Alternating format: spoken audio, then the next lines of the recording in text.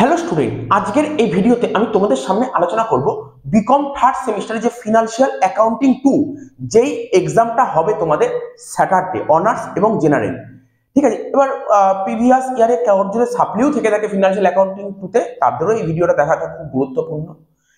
তোমাদের আজকে বিএমএস এর এক্সাম আছে, 10টা থেকে 12টা অবধি এক্সাম। তারপর এক্সাম শেষ হয়ে গেলে, 12টায় এক্সাম শেষ হয়ে গেলে তোমরা অবশ্যই একটার মধ্যে বাড়ি ঢুকে যাবে আশা করছি, এবং দুটোর মধ্যে তোমরা পড়াশোনা স্টার্ট করে দিও, কেন তোমাদের হাতে সময় নেই।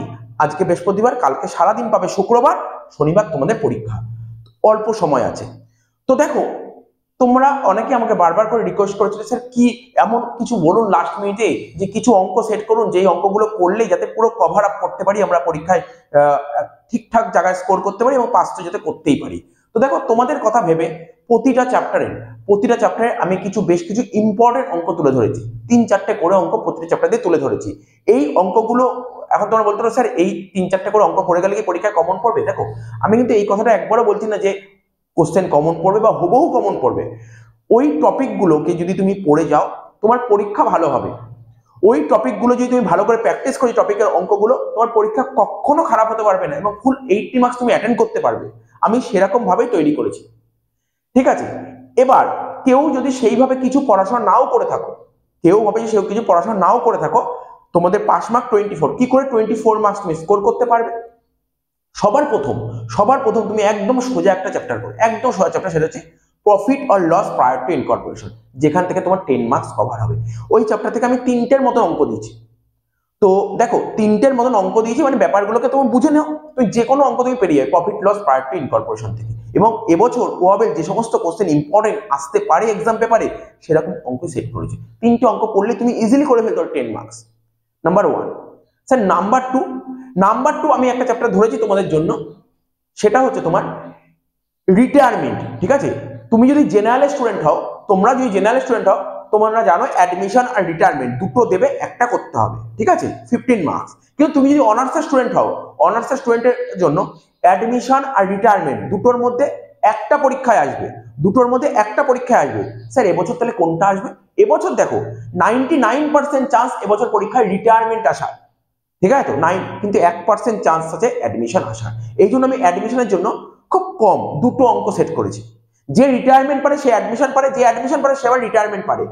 ঠিক আছে, তো এরকম জিনিস করো না তুমি রিটায়ারমেন্ট খুব ভালো পারো কিন্তু অ্যাডমিশন তুমি দেখে গেলে না, বাই চান্স ইউনিভার্সিটি এরকম করে, সিইউতে এরকম করেই থাকে। তোমরা ফর এক্সাম্পল ফার্স্ট সেমিস্টারে তোমরা সবাই ভেবেছিলে ইন্স্যুরেন্স ক্লেম আসবে, লস অফ স্টক আসবে, কিন্তু ওরা লস অফ প্রফিট দিয়ে দিয়েছিল। ঠিক আছে, তোমাদের নিশ্চয়ই পাস্ট এক্সপিরিয়েন্স আছে, এইগুলো থেকে তোমাদের শিক্ষা নিতে হবে। তো রিটায়ারমেন্ট তুমি ভালো করে, এই বছর ইম্পর্টেন্ট অনার্স স্টুডেন্টের কথা বলছি, রিটায়ারমেন্ট খুব ইম্পর্টেন্ট। তোমরা সবাই রিটায়ারমেন্ট করে ফেলছো, আর রিটায়ারমেন্ট না জানার কি আছে, তোমরা তো ক্লাস 12 রিটায়ারমেন্ট করেই এসছো, অ্যাডমিশন রিটায়ারমেন্ট খুব ভালো করে করেছো। তো রিটায়ারমেন্ট তোমাদের খুব ভালো করে করা, কিন্তু অ্যাডমিশনে দুটো অঙ্ক সেট করেছি, দুটো অঙ্ক অ্যাটলিস্ট দেখে যাও, যাই অঙ্ক দিয়ে তুমি পারবে। কিন্তু আমি বারবার বলছি রিটায়ারমেন্ট আসার চান্স। বোঝা গেল? তাহলে কি চ্যাপ্টার করবে, সিকোয়েন্সটা মেনটেন করো। প্রথমে তুমি চলে আসলে profit or loss prior to 10 marks, তারপর রিটায়ারমেন্টে 15 মার্কস। স্যার আমি কি বললাম, অনার্সে অ্যাডমিশন আর রিটায়ারমেন্ট দুটোর মধ্যে একটা দেবে, তার মধ্যে এবছর ইম্পর্টেন্ট রিটায়ারমেন্ট। এর সঙ্গে অরে দেবে পাস্ট অ্যাডজাস্টমেন্ট এবং গুডউইল ট্রিটমেন্ট। ঠিক আছে, ম্যাক্সিমাম স্টুডেন্ট রিটায়ারমেন্টটাকে করবে। আচ্ছা, এরপরে আর একটা 15 নাম্বার তুমি টার্গেট করো। প্রথমে 10 বললাম, তারপর 15-30 বলি, তারপরে কি করবে, ডিসলিউশন আর পিসমিল দুটোর মধ্যে একটা দেবে। দুটো দেবে না, কিন্তু দুটোর মধ্যে একটা দেবে। আগের বছর ডিসলিউশন এসেছিল, তাহলে এবছর 99% চান্স পিসমিল আসার, 99% চান্স পিসমিল আসার এবছর। আমি আবার বলছি, এবছর 99% চান্স পিসমিল আসার।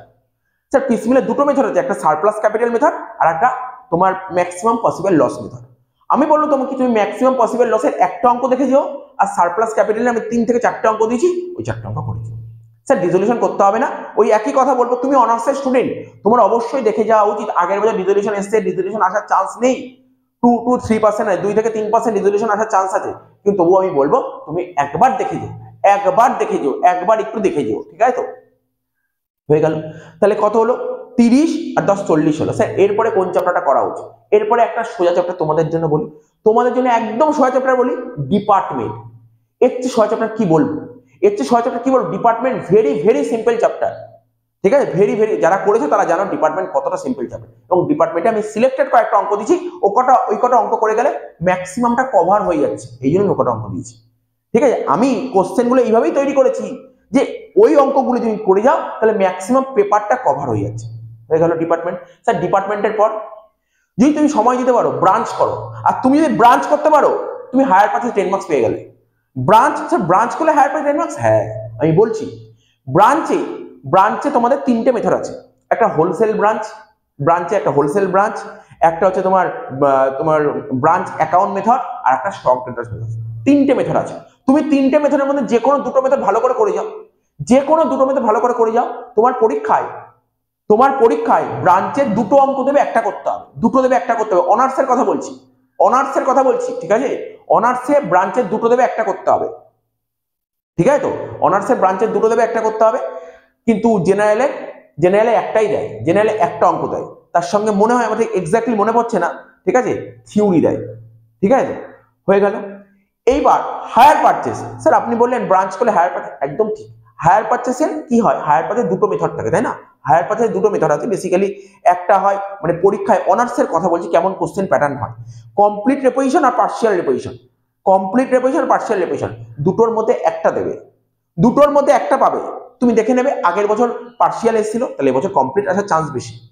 ঠিক আছে, তাহলে কি বললাম, আমি তোমাকে একটা সাজেস্ট করবো, তোমাদের একটা সাজেস্ট করবো, দেখো কি বললাম, কমপ্লিট আর পার্শিয়াল দুটোর মধ্যে একটা তো আসবে শিওর, 100% শিওর দুটোর মধ্যে একটা আসবে। তো তুমি দুটোই করে যাও, তাহলে কোনো রিস্ক নেই। কিন্তু আমি বলবো এই মেথডটা যদি করতে না চাও নাই করলে, কিন্তু এর সঙ্গে আরেকটা মেথড অরে আসে, সেটা কি, এইচপি ট্রেডিং মেথড এবং stock debtors method. HP trading আর স্টক ডেটার্স, আমরা ব্রাঞ্চ অ্যাকাউন্ট মেথড করেছি, ব্রাঞ্চ অ্যাকাউন্ট মেথডটা আর এইচপি ট্রেডিং মেথড একই জিনিস, একই কনসেপ্টে এগোনো যাবে। আচ্ছা, ব্রাঞ্চ স্টক ট্রেডার্স মেথড আর hire purchase stock traders method দুটো একই কনসেপ্টে এগোনো যাবে। তাহলে তুমি যেহেতু ব্রাঞ্চ অ্যাকাউন্ট মেথড আর ব্রাঞ্চ স্টক ট্রেডার্স মেথড করেছো, তাহলে তুমি কোনটা করবে, এইচপি ট্রেডিংটা করো আর এইচপি স্টক ট্রেডার্স করো। তাহলে কমপ্লিট রিভিশন, পার্শিয়াল রিভিশন যদি আগে করা না থাকে তুমি করে সময় নষ্ট করে লাভ নেই। তুমি তো শিওর যে হায়ার পারচেসের ওই দুটোর মধ্যে একটা দেবে। আমি অনার্সের কথা বলছি, ঠিক আছে তো। আর কি রইল, ইনভেস্টমেন্টে আগের বার স্টক বালা অঙ্ক এসেছিল, স্টক ডিবেঞ্চার এগুলো এসেছিল, কিন্তু এবছর ইনভেস্টমেন্টে শেয়ার আসার চান্স বেশি। আর শেয়ার যদি পরীক্ষায় আসে ওটা ভেরি সিম্পল হয়, শেয়ারের অঙ্ক কোনো ঝামেলা নেই। তাহলে সিকোয়েন্সটা বললাম, এই সিকোয়েন্সে পড়ো। আর আমি যে পিডিএফ পাঠিয়েছি, স্যার পিডিএফটা কোথায় পাবো, কিভাবে পাবো, এই ভিডিও ডেসক্রিপশন বক্সে টেলিগ্রাম চ্যানেল লিঙ্ক আছে, ঠিক আছে, সেই লিঙ্কটা জয়েন করো। ওই লিঙ্কের মানে ওই টেলিগ্রাম চ্যানেলে আমি পিডিএফটা এখনই প্রোভাইড করেছি, তোমরা পিডিএফটা ডাউনলোড করে অঙ্কগুলো করতে পারবে।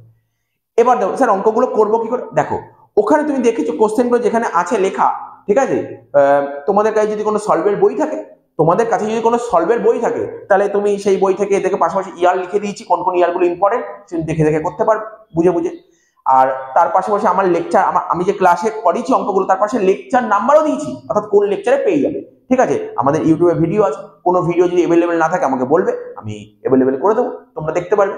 এবং এছাড়াও তো কালকে তো সারাদিন লাইভ ক্লাস করাবো, এই পিডিএফটার উপরে যত অঙ্ক আছে কালকে সারাদিন লাইভ ক্লাস করাবো, ঠিক আছে, কালকে সারাদিন লাইভ ক্লাস করাবো। আর আজকেও লাইভ ক্লাস করাবো,